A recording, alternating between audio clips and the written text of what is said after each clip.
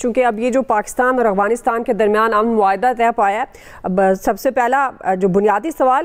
طالبان رجیم اس معاہدے کی پاسداری کرے گی، اور خاص طور پر یہ آپ کس طرح دیکھتے ہیں اس معاہدے کو کتنا دیر پا اور مستقل ثابت ہوگا؟ نوید صاحب۔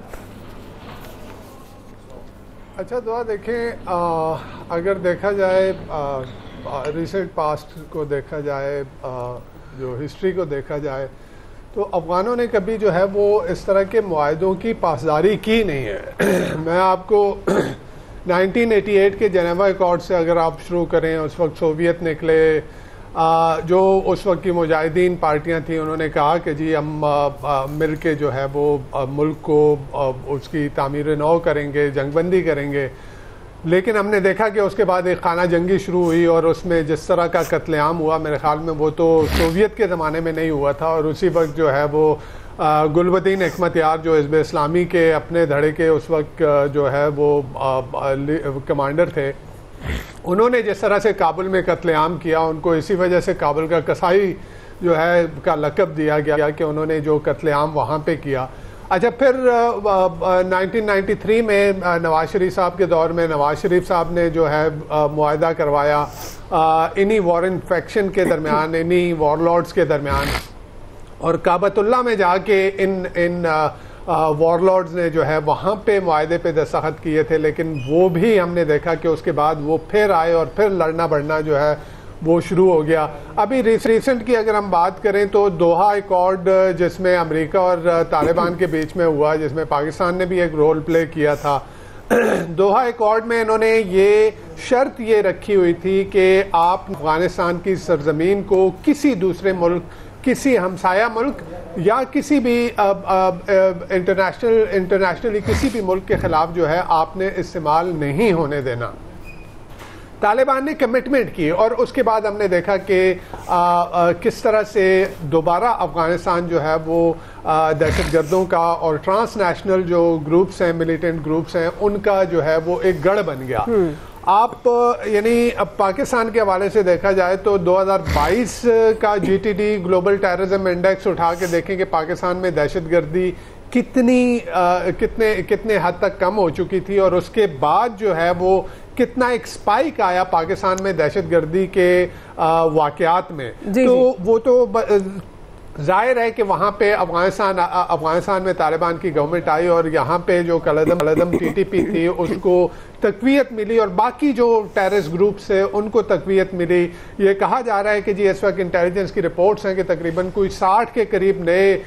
دہشت گردی کے کیمپس جو ہیں وہ افغانستان میں جو ہے وہ بن گئے ہیں طالبان کے آنے کے بعد۔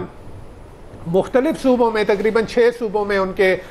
جو ہے وہ دہشت گردی کے مراکز ہیں۔ اسی طرح BLA جو ہے بلوچستان لبریشن آرمی کلدم جو ہے، ان کے وہاں پہ ایک نیگزس بن گیا ہے۔ UN کی جو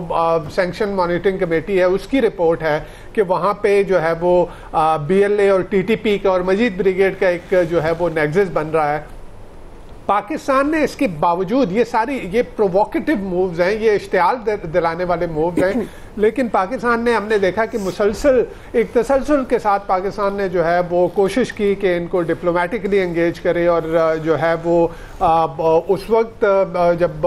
کابل فال ہوا اس کے بعد جو ہے وہ کتنے، یعنی آپ کے مولانا تقی عثمانی صاحب علماء کا ڈیلیگیشن لے کے گئے، اس کے بعد قبائلی زعماء ایک ڈیلیگیشن لے کے گئے، پھر آپ کے ISI کے چیف وہاں پہ گئے، آپ کے ڈیفنس منسٹر، انٹیریئر منسٹر، سب لوگ وہاں پہ گئے، لیکن وہ طالبان کا ایسا لگ رہا ہے کہ ان کی جو ہے وہ پاکستان کی باتوں کے اوپر اور ایک ڈینائل موڈ میں چلے گئے کہ ہیں ہی نہیں۔ اچھا جو مزے کی بات یہ ہے کہ آپ تیسری جو ٹرائل لیٹرل میٹنگ ہوتی ہے چین، پاکستان اور افغانستان کے بیچ میں، اس وقت چین کے کافی انٹرسٹ ہیں افغانستان کے اندر، ان کی مائننگ میں بہت بڑی انویسٹمنٹ وہاں پہ ہے، تو چین بھی یہ چاہتا ہے کہ پاکستان اور افغانستان کے تعلقات جو ہے وہ بہتر رہیں، اور تو چین کے اپنے بھی وہاں پہ سیکیورٹی کنسرنز ہیں، جس طرح کہ ایسٹ ترکستان اسلامک موومنٹ جو ہے، جو ویگر کا وہاں پہ ایک टेररिस्ट ग्रुप है वो वहां पे अफगानिस्तान में एक्टिव है। तीसरी ट्रायलैटरल मीटिंग में मजे की बात यह है कि तालिबान ने माना कि जी यहाँ पे हैं और हम जो है इनके खिलाफ कार्रवाई करेंगे, लेकिन उसके बाद उन्होंने वो सिरे से मुकर गए कि जी